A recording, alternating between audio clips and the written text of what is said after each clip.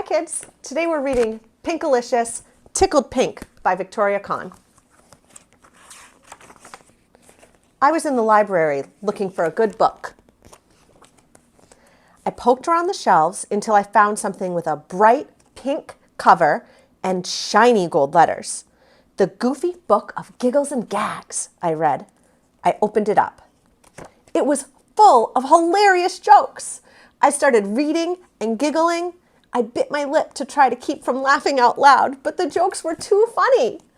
I checked the book out and put it in my backpack until recess.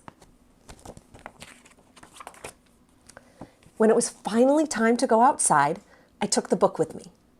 "What are you reading, Pinkalocious?" Molly asked. "A joke book I found," I said. "Listen to this. Where do cows go for a first date?" "To the movies." Molly couldn't stop laughing.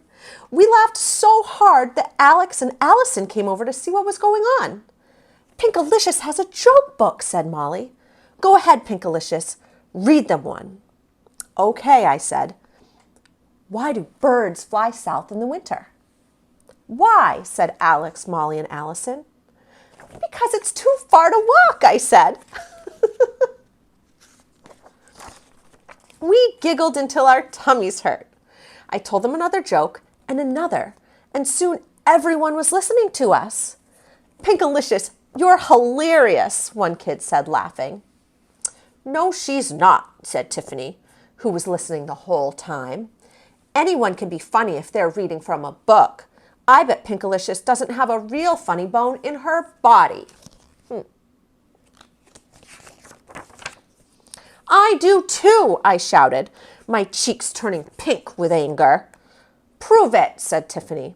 She challenged me to a laugh-off for the next day. "You can tell any joke you want, but you have to make it up yourself," she said. I wasn't sure if I could think of a joke as good as the ones in the book, but I agreed. Everyone was watching.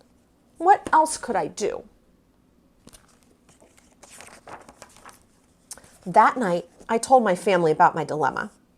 I need to create a joke that's fizzier than pink lemonade, more fun than pink cupcakes, more pink-tastic than pink. I said, it has to be the most pinkerifically funny joke of all time. "Hey, Pinkalocious, I have a joke," said Peter. "Knock, knock. Who's there?" "Pinky Stinky Underwear." Peter practically laughed himself right off his chair. "Yuck, Peter," I said. "That's not funny. Not funny at all." I paced and I pouted and panicked. I had to remind myself to calm down. "Think pink," I said, "and the answer will follow." In the middle of the night, I had an idea. Maybe, just maybe, it would be good enough to win. The next morning, I had trouble swallowing my cereal. My stomach felt funny all day at school. Then, at last, the big moment came. "It's time for the laugh-off," yelled Alex. "First up is Tiffany." Tiffany strutted to the jungle gym. "What's black and white and red all over?" she said.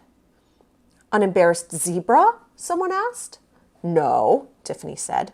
"A sunburned skunk?" "No." "What?" "A penguin who ate all the pink cupcakes." Everybody laughed. I was going to lose big time. I was next, and I was worried. My joke had seemed funny in the middle of the night, but it didn't seem all that funny now. What if nobody gets it? What if nobody laughs? I thought. "What's the matter, Pinkalocious?" yelled Tiffany.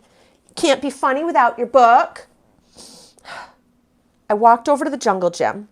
I looked at all the kids looking at me. My mouth felt dry. I swallowed.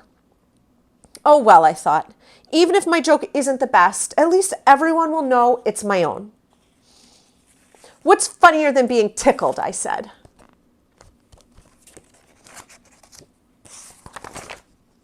"Being tickled pink," I cried. I tickled everyone until they laughed so hard their faces turned bright pink. Everyone was laughing, even Tiffany. Okay, Pinkalicious, she said.